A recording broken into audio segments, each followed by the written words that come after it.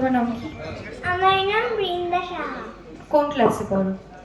আমি 5 এর এক্সাম দিলাম, এখন 6 এ উঠবো।